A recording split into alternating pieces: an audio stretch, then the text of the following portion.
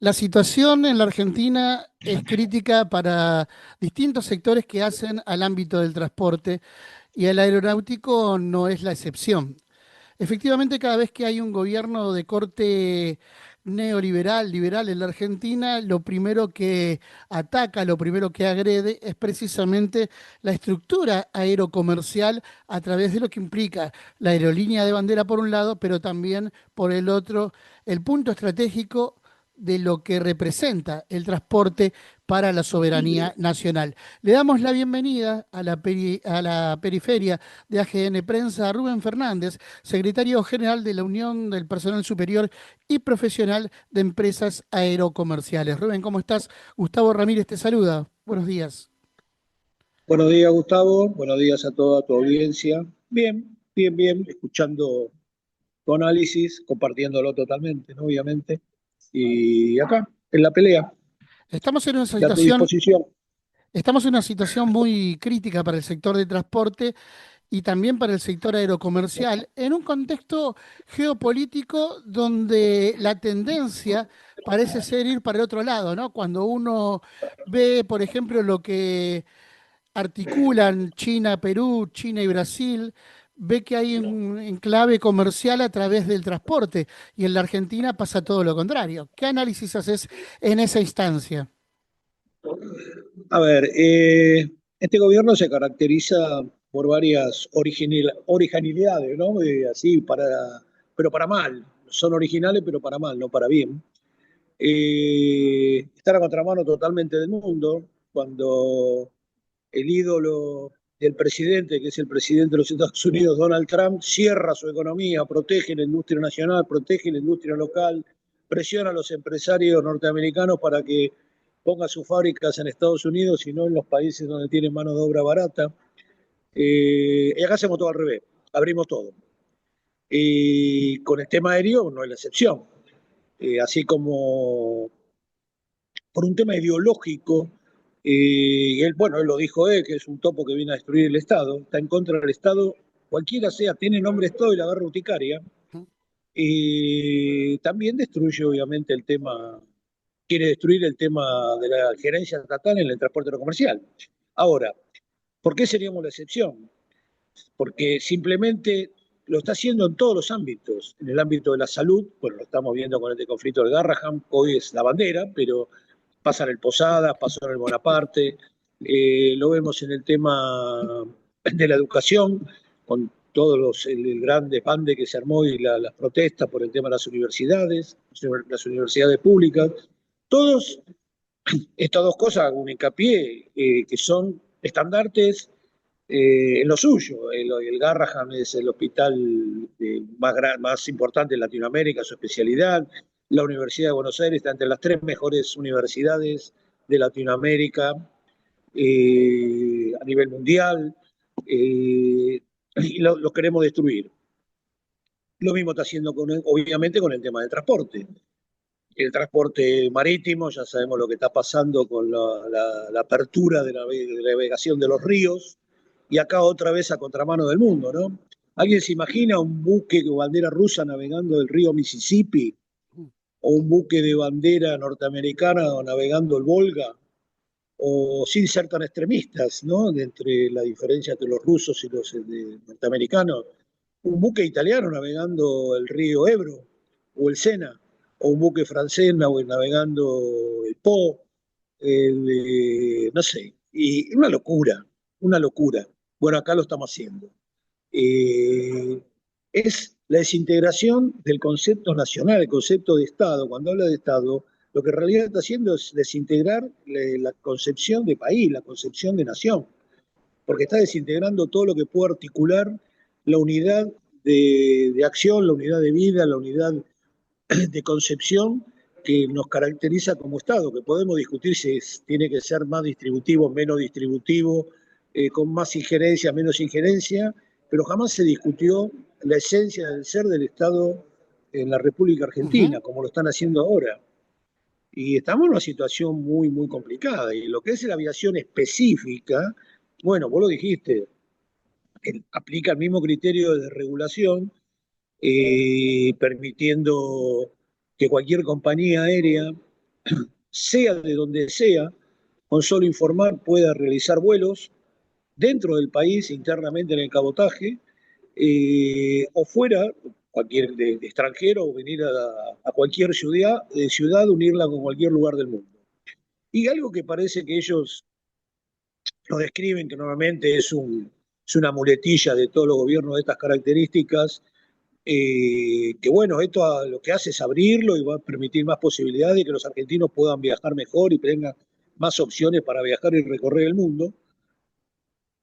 Lo que no dicen es que estas empresas, con la única condición que tienen para venir a volar acá, es que en su país de origen, del cual es la bandera con la que ellos enarbolan para volar, les den un certificado de seguridad, un certificado de que los aviones están bien mantenidos, de que los tripulantes están bien capacitados, y el Estado perdió la potestad de hacer esos controles. O sea que no controlamos quiénes vuelan nuestros cielos, no controlamos quiénes aterrizan en nuestros aeropuertos, si son idóneos, si no son idóneos.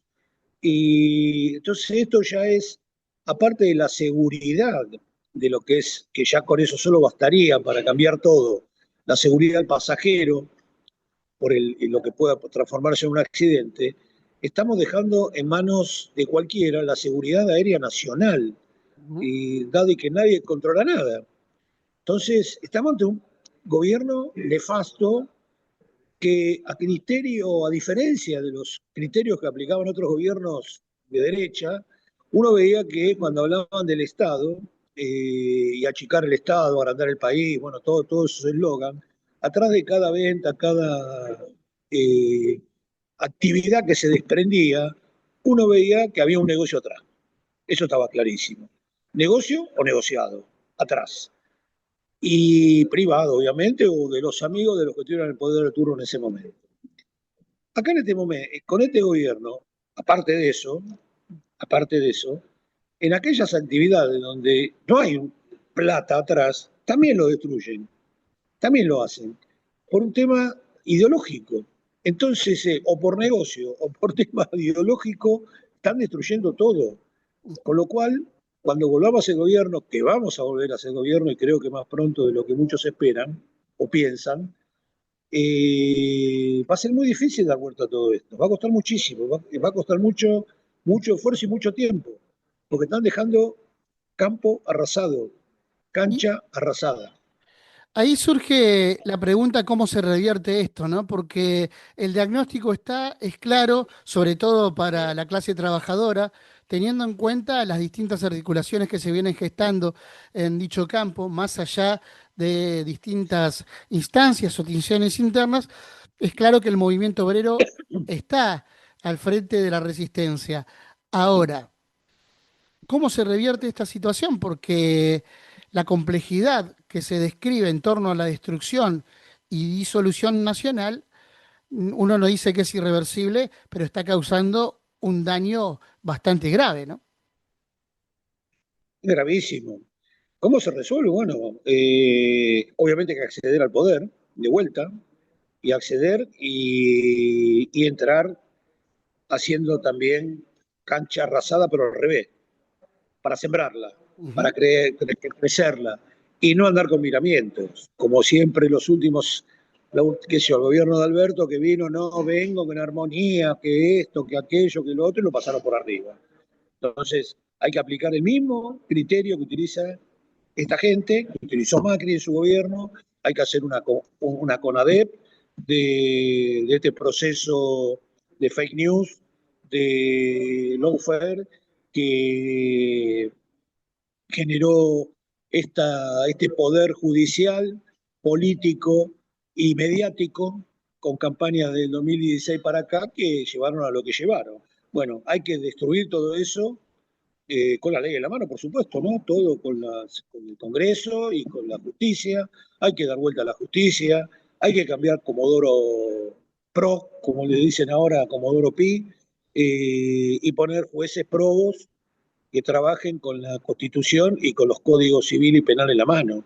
Ahora, para eso hay que acceder al poder, y eso es lo más difícil, porque perdón, la gente que votó este gobierno, tenemos que tener claro que parte de la responsabilidad de que Milei esté en el poder es culpa nuestra hablo como integrante de un movimiento como es el Movimiento Nacional Peronista, ¿no?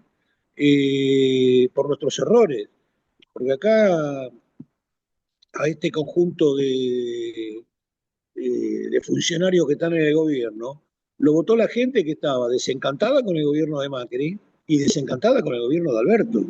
Entonces, ese rejunte que se hizo de gente decepcionada de los dos lados, hizo que cuando apareciera alguien que decía, vengo a romper con las estructuras tradicionales, vengo a romper con la casta, y la gente que por ahí no está muy interiorizada del tema, y esto no lo estoy minimizando a la gente, ni mucho menos, con toda la razón del mundo, dijo, bueno, si los históricos ya fueron los 4 años de Macri, más los 4 años de Alberto, nos dejaron en las condiciones que estábamos, bueno, vayamos por uno que viene a cambiar todo.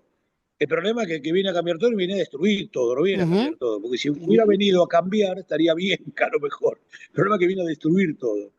Y lo que tenemos que hacer ahora, el problema es que tenemos que volver a convencer a esa gente de decirle que nosotros somos la opción, darle una alternativa, porque yo no he visto en los años que tengo en la vida a ningún presidente como este que cometa tantos errores y no pague ninguna factura política, no paga costos.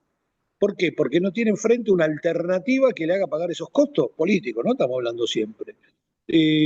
No hay, entonces sigue para adelante. Entonces la gente que lo votó y está decepcionada, mira para el costado y hoy por hoy no tiene una alternativa para decir, bueno, lo reemplazo con esta otra alternativa. Entonces, ¿qué hace?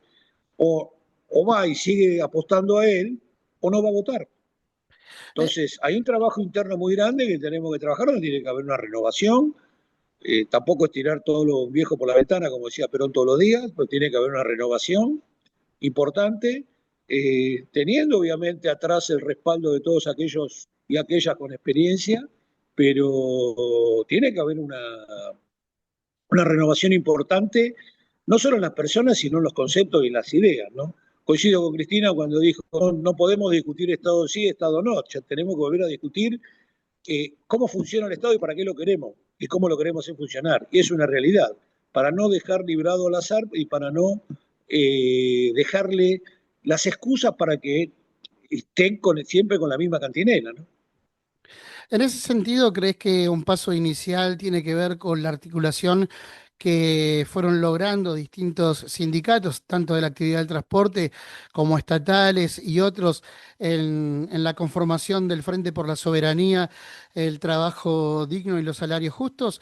Digo esto y pregunto esto porque allí se ven ejes programáticos que pueden ser los pilares de una unidad de concepción también, más allá de una unidad de acción, teniendo en cuenta que en la última semana se reafirmaron conceptos que por lo menos son interesantes para prestarle atención, como llevar la unidad a la calle y que después esa unidad se traslade también en una victoria política en función de lo que implica la construcción, precisamente en ese sentido. ¿Crees que ahí hay un mojón necesario para poder dar los primeros pasos en función de lo que implica esta unidad de acción y de concepción?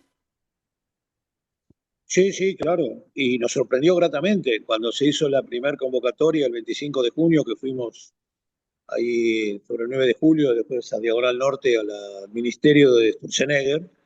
La verdad que nos sorprendió gratamente la gente que participó y está claro que la gente está necesitando tener una válvula de escape, un lugar donde juntarse y decir, tenemos esperanza por este lado, porque si no, ante lo mal que la está pasando y no le das esas alternativas, viene la desesperanza.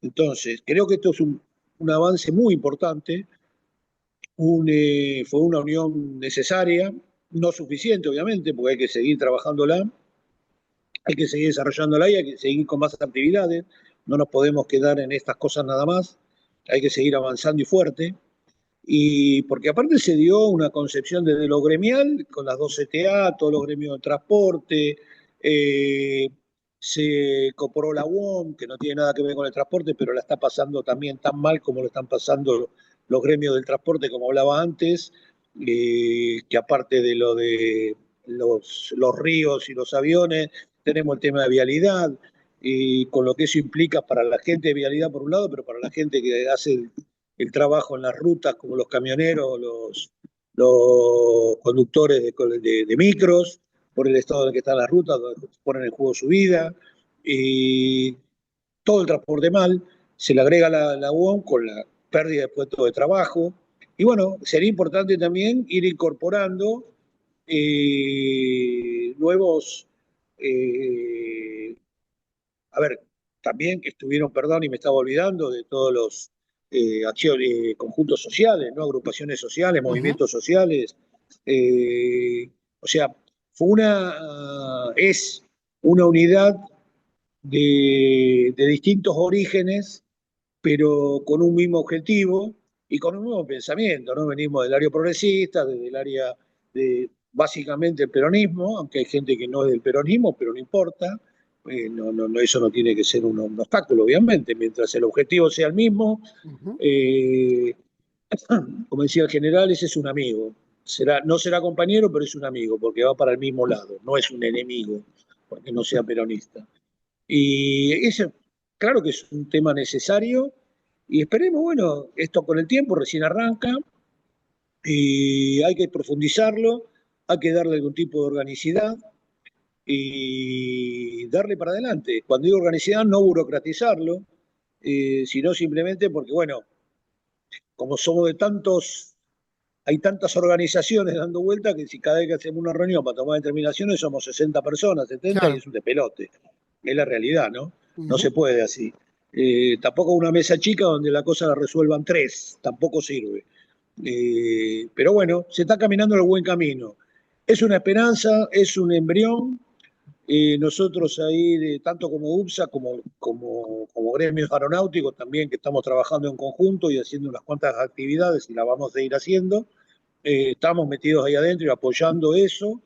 Así que bueno, veremos el futuro, va a depender de nosotros, siempre, siempre de la dirigencia, que trabaje como la gente, que trabajemos como tenemos que trabajar, que volvamos, como lo dice, que parece una frase hecha, enamorar al votante para que nos vuelva a votar y le pongamos poder ofrecer la mejor, valga la redundancia, la mejor oferta política como para que confíen en que podemos modificar esta cosa. Y creo que somos los únicos del movimiento que puede modificar este desastre que está haciendo este gobierno. Rubén, ¿crees que es casual o que responde a un hecho histórico que la Confederación Argentina de Trabajadores del Transporte, como hizo con anterioridad cuando se creó el MTA, más allá de los procesos históricos que son distintos, esté al frente de la resistencia? Porque da la impresión de que de un tiempo a esta parte se ha cobrado protagonismo desde un sector estratégicamente trascendente para el país como es el transporte, y las organizaciones sindicales del sector asumieron su compromiso histórico como se hizo muchas veces en distintos procesos que atentaban contra los intereses nacionales. ¿Vos creés que esto es casual, que responde a la coyuntura o que efectivamente se responde, valga la redundancia, a una matriz histórica que es representativa de la CAT? Mira, yo, más allá de los dirigentes que pudieron estar al frente de la CAT, creo que responde a una matriz histórica. Puede haber conducciones que fueron un poco más agresivas, en el buen sentido de la palabra, no agresivas de romper nada, sino de más contestatarias, otras más negociadoras, pero hay una matriz ahí. Y como yo siempre digo, en los paros generales que se hace cuando se vienen las luchas y los paros generales que organiza la CGT, los gremios de la CAT son el brazo armado, no son las bayonetas, porque no tenemos por ahí tanta cantidad de gente, salvo camioneros o el SOMU, que son gremios muy numerosos. El resto son gremios, entre comillas, de poca cantidad, entre comillas, vuelvo a decir, la poca cantidad, ¿no? De 6.000, 7.000, 10.000 afiliados o representados. Con lo cual, si queremos hacer una gran movilización, por ahí no nos cuesta como trabajadores del transporte. Pero para lo que es una efectividad, un plan de lucha, somos el brazo armado porque paralizamos el país. Entonces, ese poder es el que, sabiéndolo utilizar y no abusando de él, es el que hay que basarse para buscar cualquier confrontación. Y acá pasó dando, bueno, el gobierno de Milei y su primer año como que agarró sorpresa a todo el mundo, toda la clase dirigente de cualquier especialidad, ya sea empresaria, gremial, política, y dado que no responde a los cánones tradicionales de la conducción política, y medio como que nos agarró sin saber qué hacer mucho, cómo manejarse, cómo dar respuesta más allá de los reclamos, que en un momento dado eran reclamos espasmódicos, porque saltaba uno, saltaba el otro, a Ujú. medida que atacaban a uno, se saltaba y respondía, pero no había algo organizado para plantarse. Y esto, bueno, con el paso del tiempo, se fue plasmando, se fue organizando, y hoy el reclamo vuelve a sus orígenes, ¿no? Que tiene que ser el reclamo en conjunto, más allá de las condiciones y particularidades de cada una de las actividades, siempre refiriéndome a la CAT, ¿no? El reclamo tiene que ser conjunto y articulado. Y para mí, y yendo al origen de tu pregunta, para mí es una matriz histórica. Vuelvo a decir, más allá de las diferencias que sus secretarios generales en estos años pudieron haberle dado su impronta, que siempre se la dan, obviamente, pero la matriz es siempre la misma, ¿no? Rubén, por último, ¿cómo continúa el plan de lucha de los trabajadores aeronáuticos, teniendo en cuenta que se está desarrollando, ya comenzó a lo largo de la semana con distintas actividades y que no encuentra solución de continuidad lo que es la resolución de este conflicto generado también por las políticas de Milei? ¿Cómo continúan? ¿Cómo se van a desarrollar? Mira, lo más próximo es el día lunes, vamos a hacer una asamblea en Aeroparque, todos los gremios aeronáuticos, y a las 11 de la mañana, ahí va a estar saliendo el comunicado convocando, bueno, que se resolvió en el último plenario, ¿no? Así como ayer estuvimos en La Mancha apoyando al Garrahan y a la salud pública, vamos a estar en San Cayetano también el 7 de agosto, acompañando, y después de la asamblea del lunes que hagamos en Aeroparque, iremos haciendo distintos tipos de actividades. Hay dos gremios que están con conciliación obligatoria, como son el gremio de APLA, pilotos, y ATEPSA, compañeras y compañeros de la seguridad del espacio aéreo. Y así que, bueno, hay que andar con mucho cuidado con eso también para no dar lugar a que le puedan aplicar algún tipo de Ujú. sanciones o cosas por el estilo. Pero el recorrido sigue, el reclamo. Y que quede claro, acá hay dos líneas de reclamo. Uno es el profundo, que es el estructural por toda la política esta de regulación que se viene aplicando, que no solo implica el tema de pérdida de puestos de trabajo, sino pérdida de condiciones de trabajo. Esto es uno de los problemas por lo que iba APLA al paro el sábado pasado, mañana, perdón, que le aplicaron la conciliación obligatoria. Eso por un lado. Por el otro, el tema salarial. Nosotros nuestra última actualización fue en el mes de mayo, estamos 70 puntos abajo desde que empezó este gobierno, nuestra caída es de un 70%, así que te puedes imaginar cuál es el nivel de insatisfacción y de malestar que hay en todas las bases. Así que esperemos empezar a tener reuniones la semana próxima con el tema, con la empresa, con el tema de lo que es paritaria y con el gobierno por lo que es la política, que es la parte más difícil de política estructural sobre las condiciones y de regulación de toda la actividad, ¿no? Rubén, como siempre, es para nosotros un gusto poder dialogar con vos. Te agradecemos estos minutos compartidos aquí en AGN. Será hasta la próxima y obviamente seguiremos atentamente lo que vaya ocurriendo con los trabajadores del sector aeronáutico. Muchísimas gracias, abrazo grande. Abrazo grande, Gustavo. Muchísimas gracias. Las doy yo por permitirme este espacio y por permitirme estar en charlas con tu prestigiosa audiencia. Gracias, ¿eh? Abrazo Abrazo. grande.